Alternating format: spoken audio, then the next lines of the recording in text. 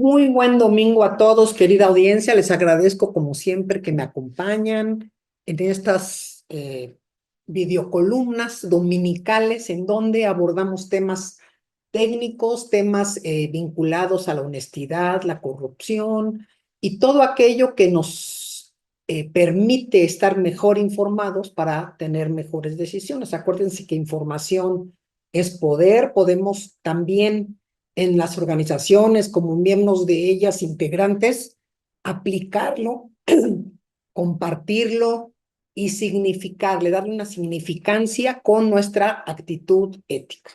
La columna del día de hoy la titulo Los bueyes de mi compadre.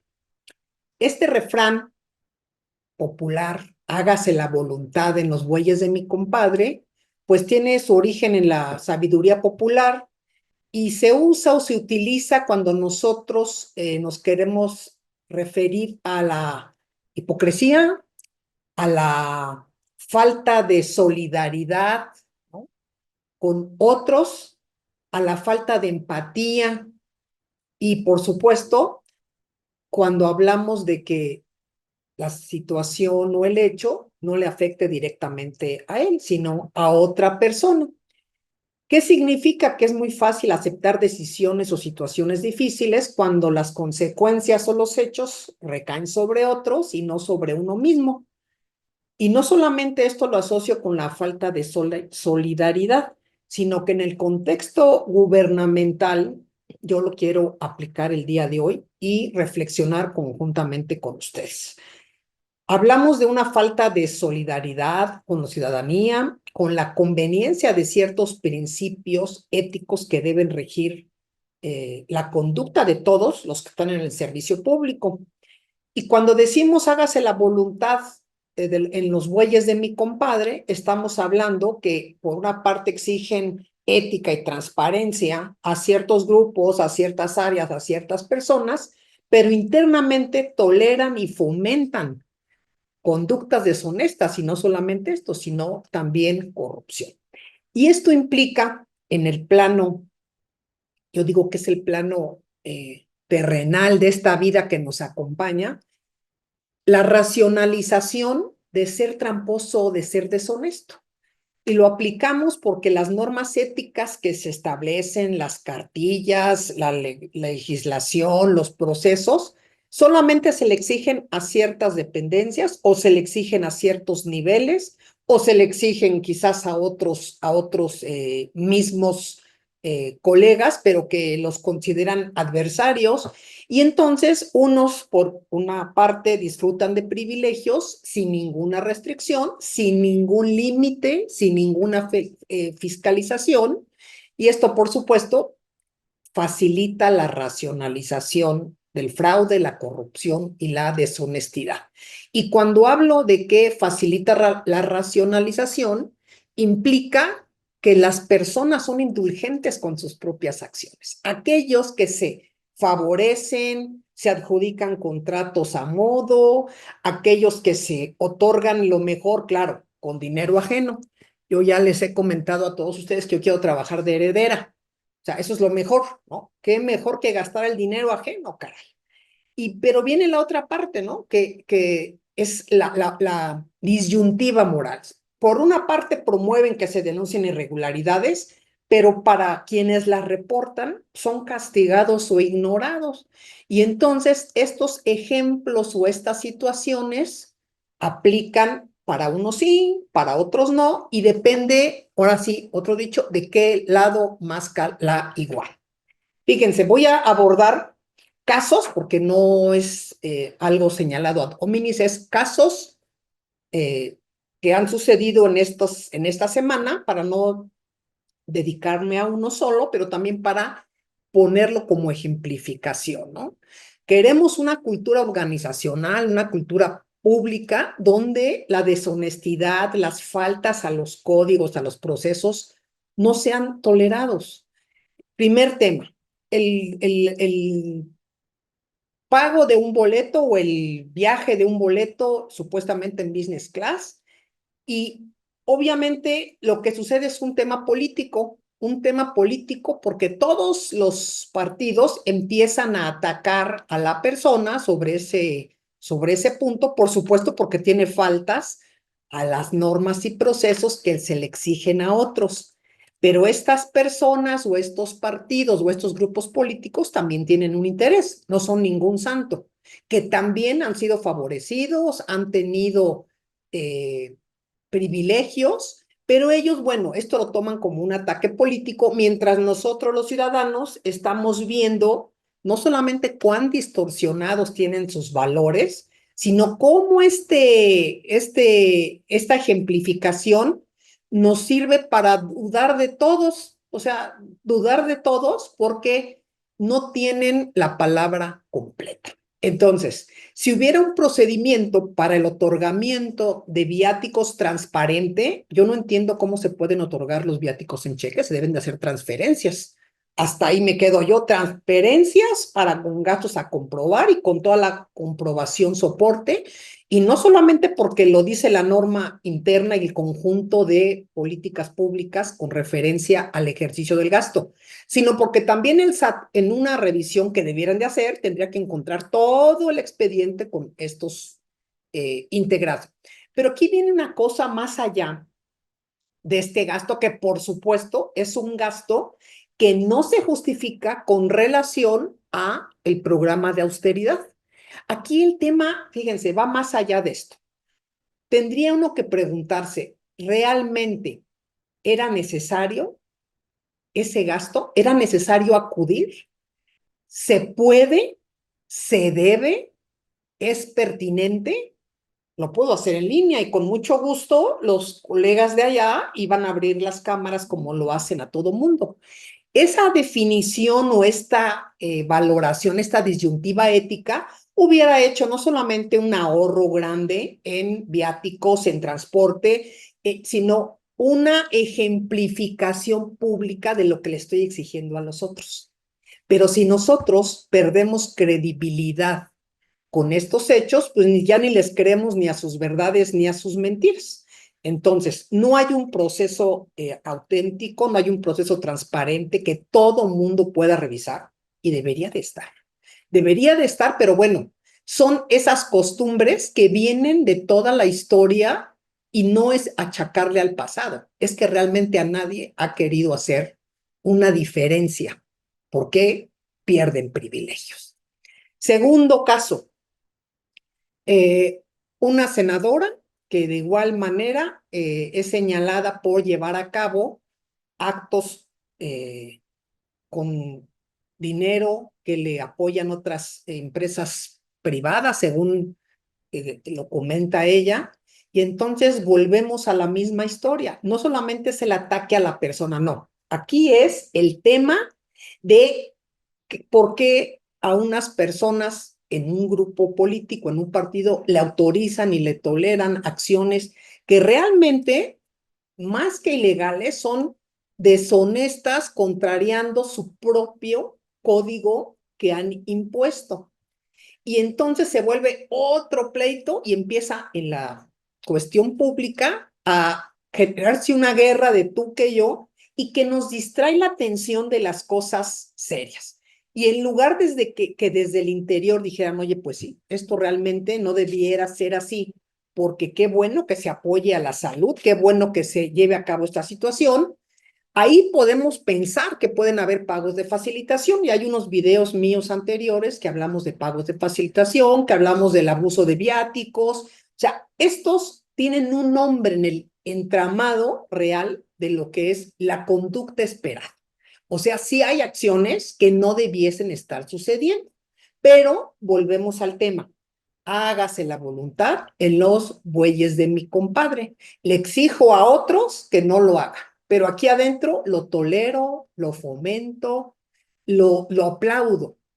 Eso a la sociedad le enoja, ¿saben? Le indigna, porque por una parte no hay o hay más bien carencias en varios temas, y quiero decirles que hay áreas de procuración de justicia, de seguridad pública que no tienen ni un peso. Y entonces, ¿qué hacemos con estos gastos superfluos? Ahí es cuando esta pregunta es, o el conjunto de preguntas que le hago es, Se puede, se debe, es pertinente, es apropiado, pero bueno, aquí cada una de las personas justifican sus actos con diferentes estrategias, niegan la responsabilidad, todos lo hacen, lo han hecho antes, minimizan los hechos. No, no es cierto, es esto, me comparo con otros peores. O sea, esto no se espera realmente, no solamente de un legislador, de nadie. O sea, eso es lo que ellos esperamos, los principios, porque es por lo que queremos mejorar un país. Y esta recompensa autojustificada, pues la racionalizan porque ya es un tipo de vida. Ahora voy al caso 3. El tema de una jueza que brinda, no brinda, resuelve una multa a dos colegas, bueno, más que colegas, pero bueno, son colegas porque también imparto clases a dos funcionarios de la UNAM, a quienes no conozco, por cierto. No tengo ningún vínculo para que se pueda creer que es alguna cuestión con sesgo. El tema es cómo alguien en el ámbito judicial que tiene un sesgo, por supuesto, y un conflicto de interés, puede generar una resolución de esta naturaleza en un tema que no solamente es un tema de orden público y de mucha profundidad. Aquí hay una parte que también debo decir. Ahí se tardó y esa es el tema de la cobardía. En su momento, la UNAM en su momento debió de haber hecho público de inmediato no los resultados, lo que se sabía. Era su obligación ética y pública. Y ahora tenemos varios conflictos. Pero yo no he visto en este conflicto que se diga como se decía antes, retomando esto, vamos a investigar a esa jueza. Ni un voto más. Esta jueza seguramente está corrupta. Bueno, este es el contexto. Hágase la voluntad en los bueyes de mi compadre. Esta jueza, entonces sí es una jueza correcta porque apoya a alguien que es del mismo equipo político. Eso es indignante. Y la gente se indigna también. Pero bueno, ¿por qué a esta jueza no le aplican la misma historia de amenazas y de iniciar investigaciones y de ponerla en todas las redes? Fíjense, no podemos tolerar. Y alguien así, todavía que está para ser ministra, yo me espanto porque es la opacidad completa, absoluta. Todo el ejercicio del poder para evitar ser revelada la verdad. Y en el contexto de la realidad, tendríamos que ser dijéramos, congruentes con los valores que se asumen no solamente desde la Corte, que se esperan en el servicio público. Y aquí están los valores en conflicto. ¿Qué valores son los que van a privilegiarse? Los valores personales y de este partido o de este grupo en el poder, porque son grupos divididos, o los valores que benefician al colectivo. O sea, esos son los valores y no son trivialidades. Y estas distorsiones pues nos pueden llevar a pensar en otras aristas. Es lo que nosotros quisiéramos, que tengamos no solamente lo que nos quieren enseñar, lo que no nos muestran. Y entonces, concluyo, para no hacer muy larga esta videocolumna, con el caso de Blanco, del exgobernador de Morelos, en donde si nosotros hacemos un análisis del comportamiento de los legisladores, no deberíamos de estar reclamando nada, porque toda la historia que hemos visto históricamente, los grupos parlamentarios tienen acuerdos que por supuesto van muchas y la mayoría de veces contra la norma y contra la legalidad o contra la moral, se brincan procedimientos. Y aquí un voto es un voto, ese es su manera de pensar, ¿eh? No es mía para nada. Recordar, por ejemplo, por qué llegan ese tipo de personajes a los puestos de esa naturaleza. O sea, ¿de dónde? Miren, yo recuerdo un caso de un periodista que era periodista de radio en una comunidad X, de las que, olvídense, una comunidad X lejanísima. Ese, bueno, pues ni siquiera le podría llamar periodista, era locutor de radio, que entonces no sabía ni leer ni escribir, yo les aseguro que hoy sigue igual, no sé si siga vivo o no, pero alguien decidió en aquellos años, no, pues hay que hacerlo porque tiene mucha popularidad con estos grupos y demás, y lo hicieron presidente municipal. Una tragedia, una robadera, un tema. Bueno, pero inmediatamente los grupos de poder de ese estado lo apropiaron, lo tienen, creo que preside algunas fundaciones, no saben. Un voto es un voto para ellos. Y eso es un modo de pensar, es como se mueven. Y nosotros volvemos a ver estos valores en conflicto. ¿Cómo llega alguien que era bueno en el fútbol? Yo ni sé, pero dice que era bueno, a ser gobernador. ¿Qué idea? Bueno, pues no les importó fregar y joder, perdónenme la palabra, a un Estado con esta propuesta. ¿Quién lo propuso? Bueno, pues son los mismos partidos políticos. ¿Por qué esperaríamos hoy que esos partidos o ese partido lo regrese al fuego si ellos mismos tienen comportamientos en donde se protegen? Y esas protecciones no son nuevas. Y estas conciencias que nosotros estamos exigiendo, diciendo de las mujeres no son mujeres progresistas, las que están ahí llegaron porque son mujeres que están sometidas al partido y que no tienen voz propia, que saben que si algo hacen van a quitarlas porque son las reglas del partido. O sea, ni siquiera podemos calificarlo. Y entonces se vuelve a oír este tema. El tema es por qué no se ha hecho lo que se debe de hacer en estos casos. Y aquí vuelve la situación, porque no les conviene a nadie. No importa qué pase, la credibilidad no les interesa, la confianza tampoco, y no hay mujeres empoderadas en esos rubros. No estamos hablando únicamente de una acusación, es una serie de hechos que te podrían decir en un entorno de corrupción en donde estuvo ese Estado. Son hijos de la impunidad. Estos hijos de la impunidad, pues con estos hemos de vivir. Y bueno, para terminar únicamente, dejo una reflexión.